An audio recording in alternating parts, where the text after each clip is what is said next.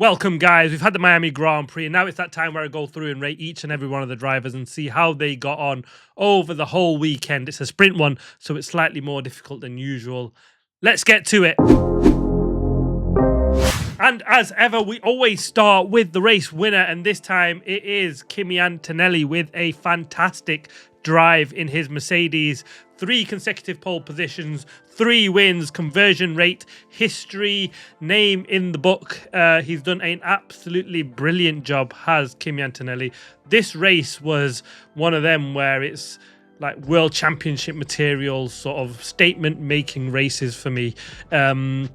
We've seen Max do it. Max did it on debut, to be fair to him, and there's not many as special as that when he jumped into his Red Bull and given a car to show he's got it. But Kimi has done a brilliant job, and I guess you could almost say the same for him, isn't it? This is his first real year where he's been given a car that's capable of wins, and he's won 3 of the first 4, 3 on the bounce, and wiping aside his more experienced teammate. A difficult weekend in terms of the sprint. I thought he did a really, really good job there, and he should have really held on for P4, but for that mistake. And that's what I think would put a downer in terms of his driver ratings. But for me, what he did in qualifying, that car wasn't really a pole position car. That was a Schumacher lap, a Hamilton lap, a Max Verstappen lap, where you pull something out of the bag, you drag that car to pole position, and it was a fantastic job. There's no two ways about it. In the race, he didn't have it his all way either. He lost to P1 at the start. Luckily for him, it was a decent start, so he wasn't swapped him way back, and because of Verstappen spin, he was P2. I think it was down to P3 at one stage though, but then the undercut and good work by the Mercedes team on that undercut in terms of strategy. But he wasn't just managing the pressure of having the faster car of Lando Norris, world champion, hunting him down. He also had car issues, and let's not forget that in his way to victory, he had to manage a gearbox issue. There was some sort of throttle issue as well that would just, kept rearing its head. So to manage that, and just, he loves it around Miami, so that probably helps. It was one of his stronger races last season.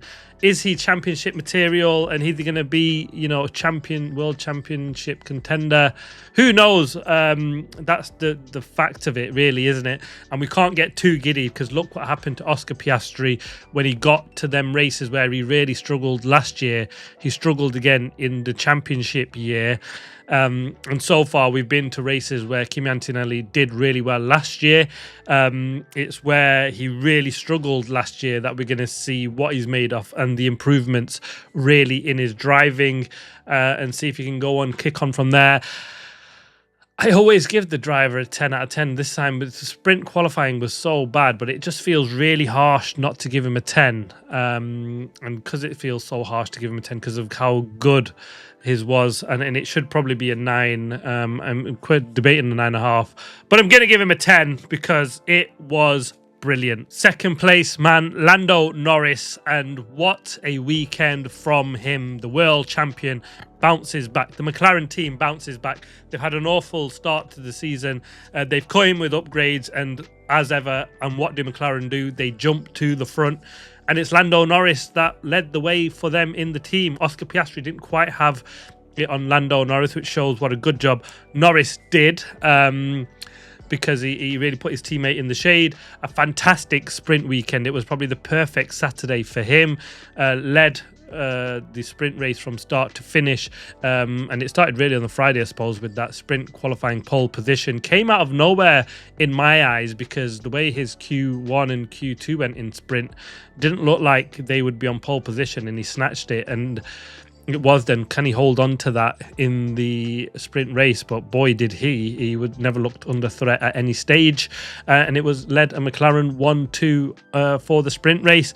For the race, qualifying didn't go too well, and that was the question of, and they were talking that actually the sprint flattered us a little bit, said McLaren, but did it really? Because in the race, they came good again, really good on their tyres, and Lando Norris drove, probably you'd almost say the perfect race strategy call. He was kicking himself after really, really housing himself, saying, we've lost a win, I've lost a win.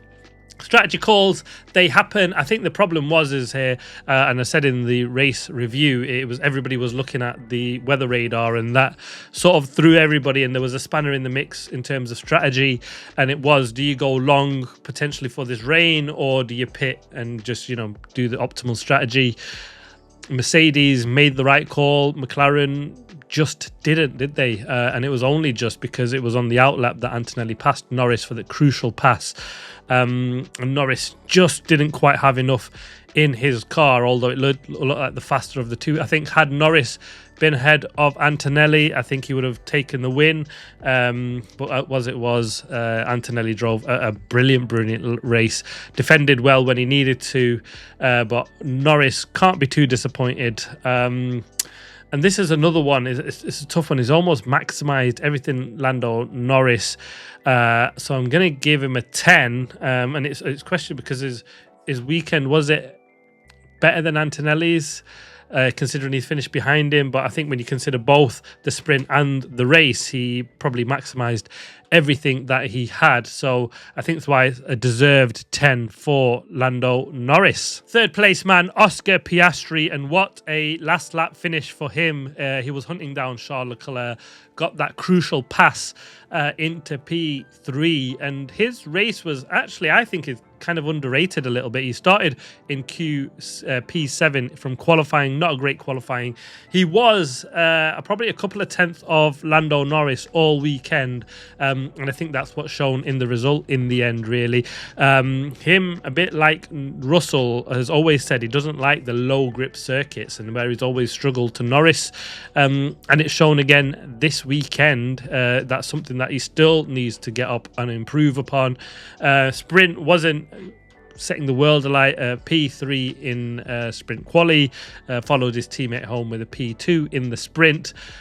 Qualifying was difficult, but he drove really, really well, kept his head, helped obviously by the Leclerc mistake, and also the bad strategy from Max Verstappen to pass the pair of them two. Otherwise, would he have had a more difficult race?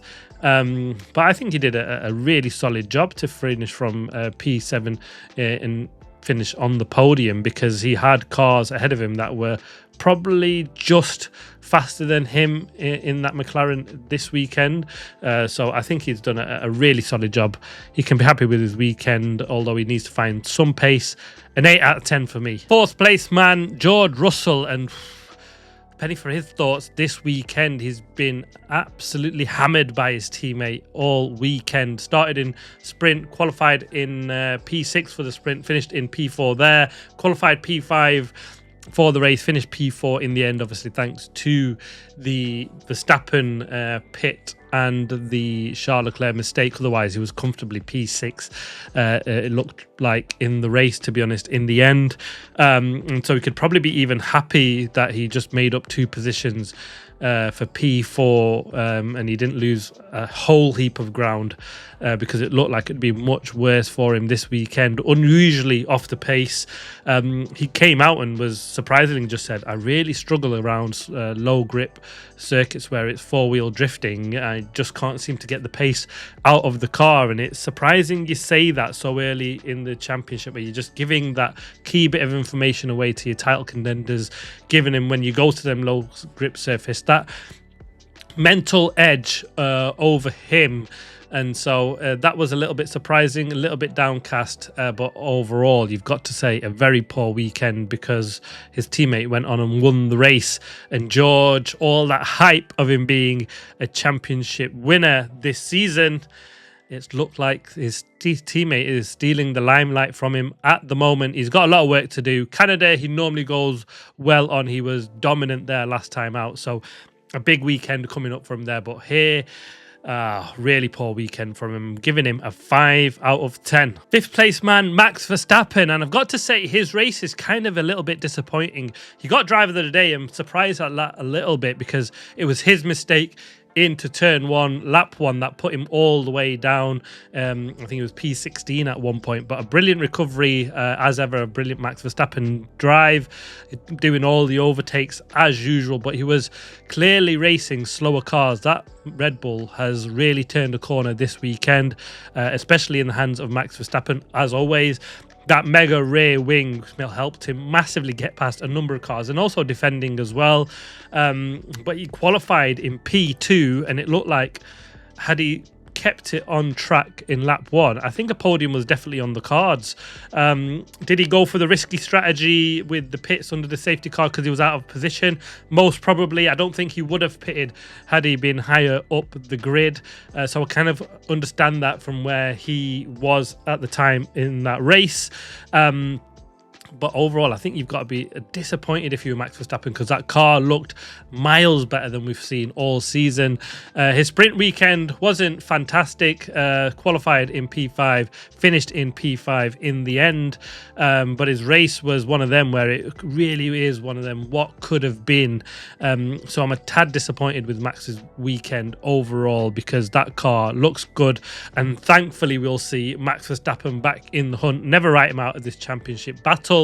The Red Bull has come on a huge way, and I wouldn't put it past him to do something special in Canada. He's proven he can do that, and with that huge wing opening up the gap, he'll be making a huge number of passes, I'm sure, into that final chicane in Canada. So I'm predicting a promising weekend for him there. But for this one, I've got to say I was disappointed, and I'm going to give him a 6 out of 10. Sixth place man, Lewis Hamilton, qualified there, finished there in the race. His race, well, was it over a lap one with his incident with Franco Colapinto? Was classified as a racing incident. Did look as much, to be honest, and I think when it's opening lap, that's kind of the way it goes, generally speaking. Just never felt quite like he was on it this weekend. He struggled. He was comfortably beaten by his teammate Charles Leclerc. He had a good battle with Max Verstappen in the sprint. That was interesting to watch, although strange that the way he passed or went to repass Max Verstappen, they both kind of lost out with the chance to chase and fight the Mercedes for extra positions. It's almost like he forgot that they were fighting the two Mercs potentially for position, or unless he was already knowing he was looking over his shoulder and kind of screwed Max's race or sprint race as well as his. A difficult weekend, hard to judge, but it was, I can't say on the disappointing side for Lewis Hamilton, not what we've seen from him early doors.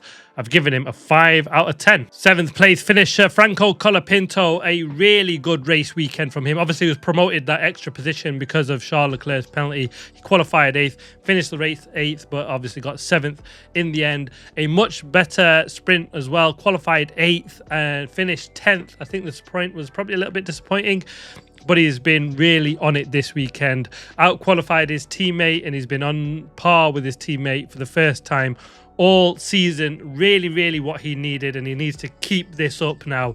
It can't just be a one-off if he wants to really retain this seat. He can be really happy with the weekend. Overall, a fantastic job for him. Much needed. 8 out of 10 for me. 8th place man, Charles Leclerc, and this is a race of what really could and should have been in the end. He was up to P1 at the start with a brilliant start. Like I said, he made it into turn 1 first, or out of turn 1 first, actually, after Max and Antonelli did the lockup. Didn't quite have the pace to hold that position. I think that was telling after the sprint race as well. The Ferrari with all their upgrades looked like they were a little bit harder on their tyres compared to the two up ahead of him. That's something that they need to fix. Or was it just because they've bought so many upgrades? It's a sprint weekend. You don't really get to see and make the most out of them. Sprint, he qualified 4th, finished in 3rd in the race. He should have been on the podium, but for that mistake in the end, and also we got that penalty for cutting the corners. Was that penalty of a drive-through penalty in 20 seconds harsh, considering Lewis did the same thing, I think it was in Singapore, and got a 5-second penalty? So 20 seconds. Where have they pulled that out from? It's just really from the cutting corners rather than the dangerous car. That seems a little bit harsh, but it was his mistake initially, which he said was all on him. I think he was just trying to hold and reserve extra power to make that repass on Oscar Piastri. It didn't work. It all went horribly wrong so late in the race as well, because up until that point I think he drove a fantastic race. I think his downfall in the race really was how long it took him to get past a slow Max Verstappen. He should have been more decisive on Verstappen's pass, because he got past him, and Verstappen repassed him, and then he just lost a good chunk of time, which gave Oscar Piastri that sniff. Otherwise, I think he would have been a pretty comfortable P3, and I don't think he would have to push so hard right at the end, which cost him. Really difficult to judge Charles Leclerc, because I think his sprint was really good. His qualifying was again really good. I think he got the most out of that car. I don't think they quite had the pace as the Mercedes and the McLarens, and they were there or thereabouts with the Red Bull of Max Verstappen. I'm going to give him a 7 out of 10. 9th place finisher, Carlos Sainz, and that's some brilliant points for him and the Williams team. Back-to-back P9s in a car that probably doesn't quite deserve that at the moment. It's much better from the Williams team. They've dropped out or improved from being the bottom 3 teams this weekend. Sprint was not spectacular really. Qualified in 14th, finished in 13th in the sprint. For the main, qualified 13th for the main race, made up 4 positions to get this P9. So overall, I think he can be very, very happy with the extra couple of points, taking advantage probably of the DSQs of Hulkenberg, probably on Hadjar and Gasly, who probably would have finished up ahead of them, but you've got to be there at the end, and he's done absolutely that, and drove quite a promising race. I've given him an 8 out of 10. The last of the points finishers, Alex Albon with a P10, double point finish for Williams. Alex had a difficult weekend, not quite on the pace of Carlos Sainz. Sprint was difficult. He had his lap deleted in the end, and that meant he qualified P19 for the sprint race, paid any chance of picking up any decent points or a decent race in the sprint. I don't think the car was fast enough to get any points from back there. In the race though, P15 to P10, like his teammate, made it up a good chunk of positions. Fair, strong racing with Max Verstappen probably was the highlight of his race, and other than that, he was comfortably behind Carlos Sainz for much of the race and had P10 pretty covered in the end. I know he had Ollie Berman within the 1 second gap for a short distance, but then managed to pull away with some solid laps. So we can happy with that. First points on the board. I've given him a 7 out of 10. 11th place finisher, Ollie Berman, and finally out of the points. A solid race in the end. P11, probably the best that car had in it. It didn't quite look like the Haas had bought any significant upgrades to challenge the guys up ahead of them, and like I said in the other reviews and videos, is Haas are one of the teams that generally struggle with mid-season upgrades, and this is going to be a big season for that given the way the regulations are going. So they need to see huge improvement on that side, and have they got them in it? I just doubt it. I think we'll see Haas dwindle down the table unless they can prove me massively wrong. And let's fingers crossed for Ollie Berman that they can do that, because he's been pretty solid at the very start of the season when the card's been good. Hopefully upgrades can help them get back in, and him especially back into the top 10. His sprint race wasn't very good.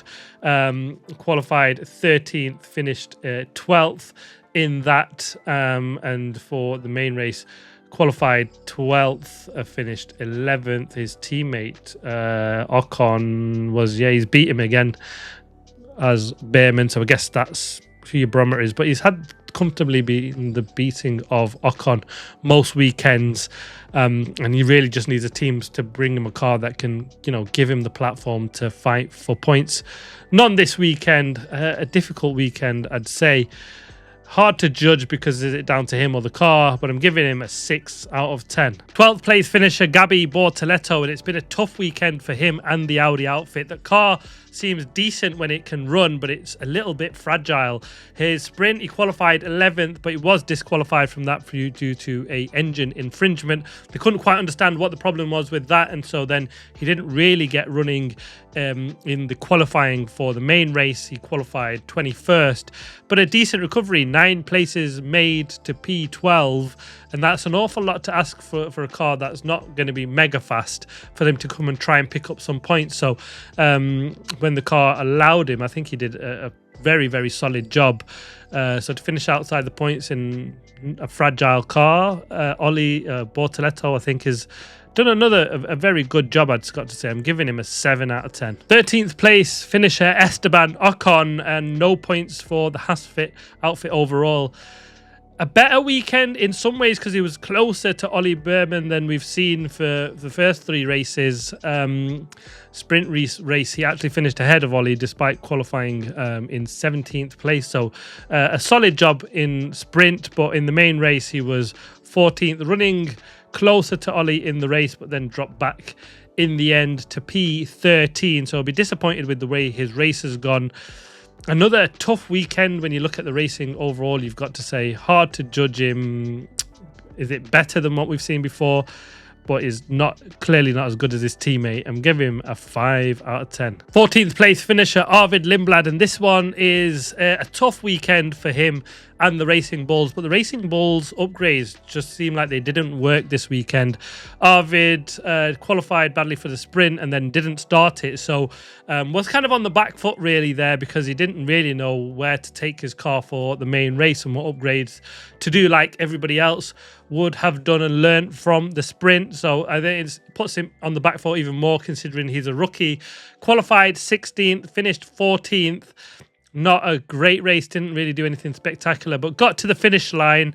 It's one of them where he'll pick up and learn from it, and every track is going to be a learning track. First time he's in Miami, out-qualified his teammate in the sprint qualifying. It was probably his only highlight this weekend. So it's been tough, you'd say. I've given him a 5 out of 10. 15th place finisher Fernando Alonso, another difficult weekend for the team. Really started off on the back foot going into the sprint qualifying. None of the 2 drivers getting a lap. Stroll didn't. Fernando Alonso was way off. Just strolled around really in the end. In the sprint, finished 15th. I mean, it doesn't say much, to be honest, does it? Qualified 6th, 17th for the main race, finished 15th, beat a Cadillac and comfortably beat his teammate again. He's out-qualified his teammate, and I guess Fernando delivers with what he's got, and he's kind of just said it's going to be the same talk pretty much until maybe the summer break or after the summer break, where they expect some upgrades to come that will mean, they're not fighting for last or just strolling around. It's very hard to say, but another finish to a race, which is much more than what we could have said early doors. But Fernando does what Fernando does, and he's done the best he can with what he's been given. I've given him a 6 out of 10. 16th place man Sergio Perez, and like Fernando Alonso, it's hard to judge these guys when the car is clearly nowhere near good enough to be fighting anywhere higher up, and these guys would be plumb last if it wasn't for Aston Martin doing a bad job. But Sergio Perez can be really happy with his weekend. He's been faster than Valtteri Bottas pretty much all weekend, and to make up 4 places from where he started, or 1 place he started in P18, actually made up P20 he made up, started and finished in P60. He made up 4 places. Obviously there's some DSQs or DNFs that helped him along the way with that, but he's beaten an Aston Martin and he's beaten his teammate, and that's more than what you can ask for. Run pretty solid, was ahead of Fernando as well at 1 point in the race, so I think it was strategy that cost him there. Aston Martin went for the softs at the end and that helped. Fernando Alonso passed Perez, but he was feisty, good moves, throughout the race, and well, it's all you can ask from Sergio Perez. I'm giving him a 7 out of 10. 17th place man, Lance Stroll. He, like Fernando Alonso, really difficult weekend. Didn't get a lap for the sprint qualifying. The car is really not there for him, and he just looks like he knows he's got a bad car. But unlike Fernando, who's wrestling and just trying to do everything possible he can, Lance is just like, oh, this is a car and I'll drive around and gather data. Doesn't seem quite as punchy as Fernando Alonso is. And I think it's just that attitude that really makes it difficult to give Lance Stroll a higher score than when he probably deserves, might be even more, but it just doesn't come across in the same way that we see the fighty Fernando Alonso. He's just coming home, finished the race is the only positive here. I'm giving him a 4 out of 10. 18th place man, Valtteri Bottas, and the last of the runners finished 2 laps down in the end. A really difficult Miami Grand Prix weekend for him. Never seemed to get on top of the car or his teammate. Tried things to help the team throughout the main race, like sacrificed the race as a testing session for the team. Apparently in the end he got a drive-through penalty as well. I think it was just because there was a button on his steering wheel that didn't work when he came in for the pits.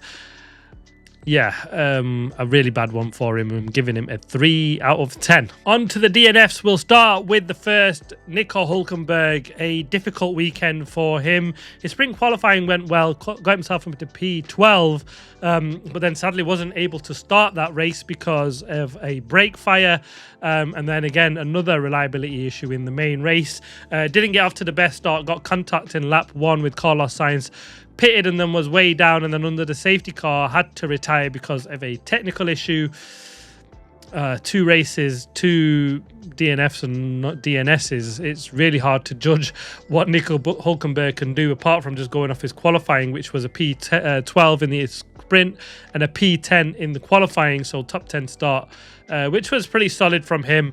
And so just on the qualifyings alone, I'm going to give him a 6 out of 10. And then was the DNF of Liam Lawson with the crash into Pierre Gasly. Nothing you can do about it. Apparently a brake failure, which sent him into Pierre. He retired a couple of laps after that. But it was a decent qualifying session to qualify in P11, so we can be happy with that side of his race. In terms of the sprint, he was out-qualified by his teammate, so I'd be disappointed with that. The sprint didn't go particularly well. It finished 14th in there. So, again, hard to judge because you're really just going off a sprint and a qualifying session.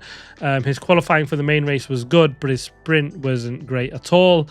So I'm giving him a 4 out of 10. Then comes Pierre Gasly. Obviously, he was taken out by Liam Lawson lap 4. Nothing you can do about that. He qualified in P9. He was out-qualified by his teammate in both the sprint and the main race. So hard to judge. He picked up the solitary point in the sprint, so we can be happy with that.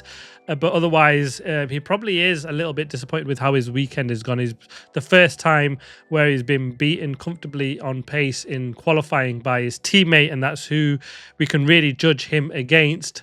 So I'll be hoping for better next time out. Obviously, the race ended horribly for him as well. I've given him a 4 out of 10. Last but not least is Isaac Hadjar. Well, this is a difficult weekend for him, isn't it, really? He's been much closer to Max Verstappen for the first 3 races, but this weekend was pretty horrible. I think the closest he got to was like nearly 7/10 to Max Verstappen in one of the qualifying sessions. He was comfortably beaten by Max, couldn't quite get on top of the car or the track, it seems.